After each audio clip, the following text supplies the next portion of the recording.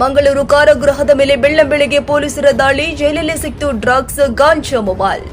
ಇಲ್ಲಿನ ಕೋಡಿಯಾಲ್ ಜೈಲ್ನಲ್ಲಿ ಇರುವಂತಹ ಕಾರಾಗೃಹದ ಮೇಲೆ ಪೊಲೀಸರು ಬೆಳ್ಳಂಬೆಳಗ್ಗೆ ದಾಳಿ ಮಾಡಿದ್ದಾರೆ. ಗಾಂಜಾ, ಡ್ರಗ್ಸ್, ಮೊಬೈಲ್ ಸೇರಿ ವಿವಿಧ ವಸ್ತುವನ್ನು ವಶಪಡಿಸಿಕೊಂಡಿದ್ದಾರೆ. ಜೈಲಿನೊಳಗೆ ಇಂದು ಬೆಳಗಿನ ಜಾವ 150ಕ್ಕೂ ಅಧಿಕ ಪೊಲೀಸರು ಏಕಕಾಲಕ್ಕೆ ದಾಳಿ ಮಾಡಿ ಕೈದಿಗಳನ್ನು ಮತ್ತು ಸೆಲ್ಗಳಲ್ಲಿ ತಪಾಸಣೆ ಮಾಡಿದ್ದಾರೆ.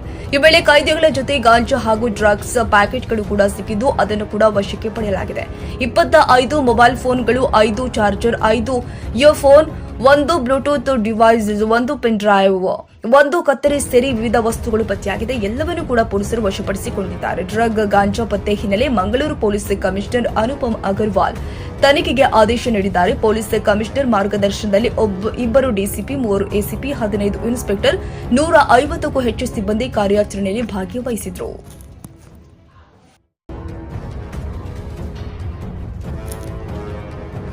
ವಾಲ್ಮೀಕಿ ನಿಗಮ ಮೂಡಾ ಹಗರಣ, ಸರ್ಕಾರದ ವಿರುದ್ಧ ವಿಪಕ್ಷ ನಾಯಕರಿಂದ ಅಹೋರಾತ್ರಿ ಧರಣಿ. ಮೂಡಾ ಹಗರಣದ ಕುರಿತು ಚರ್ಚೆಗೆ ಅವಕಾಶ ನೀಡಿದ ಹಿನ್ನೆಲೆ ವಿಧಾನಸೌಧದಲ್ಲಿ ವಿಪಕ್ಷಗಳು ಅಹೋರಾತ್ರಿ ಧರಣಿ ನಡೆಸಿದ್ವು.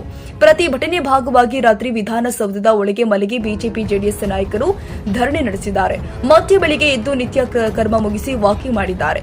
ವಿಧಾನಸೌಧ ಆವರಣ ಮತ್ತು ಸುತ್ತಮುತ್ತ ವಾಕಿಂಗ್ ಮಾಡಿದ್ದಾರೆ. ಸಿಎಂ ಸಿದ್ದರಾಮಯ್ಯ ರಾಜೀನಾಮೆ ನೀಡಬೇಕು, ಪ್ರಕರಣವನ್ನು ಸಿಬಿಐ ತನಿಖೆಗೆ ವಹಿಸಬೇಕು ಅಂತ ಒತ್ತಾಯಿಸಿದ್ದಾರೆ.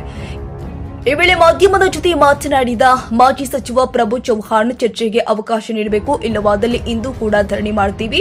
ಮೂಡಾ ಹಗರಣ ಬಹುದೊಡ್ಡ ಹಗರಣ, ಈ ವಿಚಾರದಲ್ಲಿ ಚರ್ಚೆಗೆ ಅವಕಾಶ ಕೇಳಿದ್ದೇವೆ. ಸ್ಪೀಕರ್ ಅವರು ಚರ್ಚೆಗೆ ಅವಕಾಶ ನೀಡಿಲ್ಲ. ಮೂಡಾ ಹಗರಣದಲ್ಲಿ ಸಿಎಂ ಸಿದ್ದರಾಮಯ್ಯ ಅವರ ರಾಜೀನಾಮೆಗೆ ಆಗ್ರಹಿಸಿದ್ದೀವಿ. ಬಿಜೆಪಿ ಹಾಗೂ ಜೆಡಿಎಸ್ನ ಶಾಸಕರು, ಪರಿಷತ್ ಸದಸ್ಯರು ಅಹೋರಾತ್ರಿ ಧರಣಿ ನಡೆಸಿದ್ದೀವಿ ಎಂದರು. ಮಾಜಿ ಸಚಿವ ಸುರೇಶ್ ಕುಮಾರ್ ಪ್ರತಿಕ್ರಿಯಿಸಿ, ಅಹೋರಾತ್ರಿ ಧರಣಿ ನಡೆಸಲಾಗಿದೆ, ಗಂಭೀರವಾದ ವಿಚಾರದಲ್ಲಿ ಚರ್ಚೆಗೆ ಅವಕಾಶ ನೀಡಿಲ್ಲ. ಹೀಗಾಗಿ ಬಿಜೆಪಿ ಜೆಡಿಎಸ್ ಶಾಸಕರು ಅಹೋರಾತ್ರಿ ಧರಣಿ ನಡೆಸಿದ್ದೀವಿ. ಮೂಡ ವಿಚಾರದಲ್ಲಿ ಸದನದಲ್ಲಿ ಚರ್ಚೆಗೆ ಅವಕಾಶ ಕಲ್ಪಿಸಿಲ್ಲ. ಮುಂದೆ ಏನು ಮಾಡಬೇಕು ಎಂದು ಪಕ್ಷದ ಎಲ್ಲರೂ ಕೂಡ ಸಭೆ ಸೇರಿ ನಿರ್ಧಾರ ಮಾಡಲಾಗುತ್ತೆ ಎಂದರು.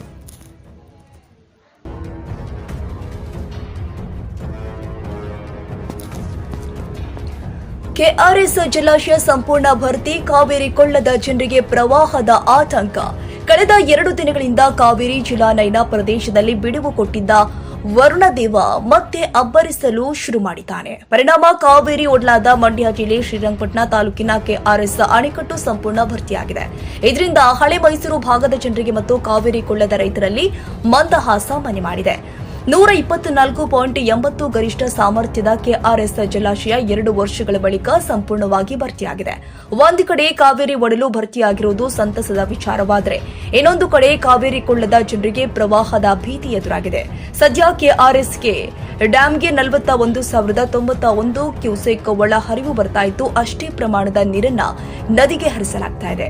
ಇನ್ನು 2 ತಿಂಗಳು ಕಾವೇರಿ ಜಲಾನಯನ ಪ್ರದೇಶದಲ್ಲಿ ಮಳೆ ಚೆನ್ನಾಗಿ ಬೀಳುವ ಸಾಧ್ಯತೆ ಇದೆ. ಈ ಕಾರಣ ಡ್ಯಾಂಗೆ ಮತ್ತಷ್ಟು ಒಳಹರಿವು ಹೆಚ್ಚಾಗಲಿದ್ದು, ಅಷ್ಟೇ ಪ್ರಮಾಣದಲ್ಲಿ ಹೊರಹರಿವು ಕೂಡ ಬಿಡಲಾಗುತ್ತೆ. ಹೀಗಾಗಿ ಮಂಡ್ಯ ಜಿಲ್ಲಾಡಳಿತ ಕಾವೇರಿ ನದಿ ಪಾತ್ರದ ಜನರಿಗೆ ಅಲರ್ಟ್ ಘೋಷಣೆ ಮಾಡಲಾಗಿದೆ.